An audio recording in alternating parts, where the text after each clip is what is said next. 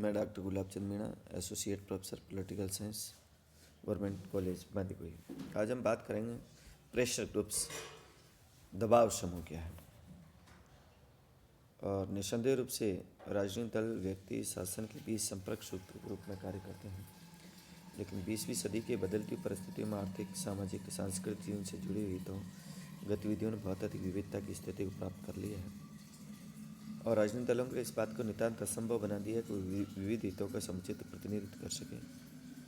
और राज्य व्यवस्था में हितों गतिविधियों को उचित प्रतिनिधित्व करने के उद्देश्य से दबाव समूह का उदय और विकास हुआ है।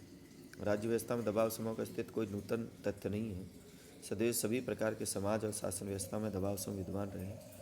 और वर्तमान में दबाव समूह के प्रसंग में नवोदित तत्व और तथ्य केवल यही है कि वह राजनीति में एक संस्था के रूप में कार्यरत था। 1908 में आर्थर बेंटले का ग्रंथ द प्रोसेस ऑफ गवर्नमेंट पुस्तक प्रकाशित हुई और उसके बाद ट्यूमैन अपने ग्रंथ गवर्नमेंट ऑफ प्रोसेस में उन पर काम किया और तभी से दबाव समूह का एक अध्ययन एक महत्वपूर्ण विषय बन गया और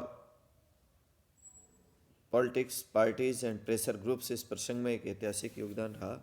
जिसके परिणामस्वरूप अनेक विद्वानों में अज्ञात साम्राज्य की संज्ञा दी और संयुक्त राज्य अमेरिका, ब्रिटेन, फ्रांस और इटली आदि पाश्चात्य जो लोकतंत्रीय देश हैं विपुल साहित्य का प्रकाशन हुआ और विकासशील देशों में भी दबाव गुटों की स्थिति का अध्ययन किया गया। इन सब अध्ययनों में एक बात समान रूप से पाई गई कि राजनीतिक व्यवस्था और प्रक्रिया में दबाव समूह की जो भूमिका सोची जाती है, वस्तुतः दबाव समूह की तुलना में बहुत अधिक महत्वपूर्ण भूमिका संपादित करता है। दबाव समूह पर डेफिनेशन हम देखेंगे, उनके क्या लक्षण हैं, क्या विशेषताएं हैं।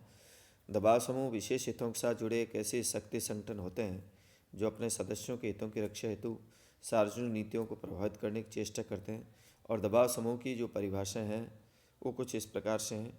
ओडीगार्ड के अनुसार दबाव समूह ऐसे लोगों का औपचारिक संगठन है जिसमें एक या अधिक सामान्य उद्देश्य या स्वार्थ होते हैं जो घटनाओं के क्रम को विशेष रूप से सार्वजनिक नीति के निर्माण और प्रशासनिक कार्य को इसलिए प्रभावित करने का प्रयत्न करते हैं कि वो अपने हितों की रक्षा और वृद्धि कर सकें। माइनर वीनर के शब्दों में हित या दबाव समूह से हमारा तात्पर्य यह है कि शासन के ढांचे के बाहर स्वैच्छिक रूप से संगठित ऐसे समूह से होता है जो प्रशासनिक अधिकारियों की नामजदगी में नियुक्ति, विधि निर्माण और सार्वजनिक नीति के क्रियान्वयन को प्रभावित करने का प्रयत्न करते हैं।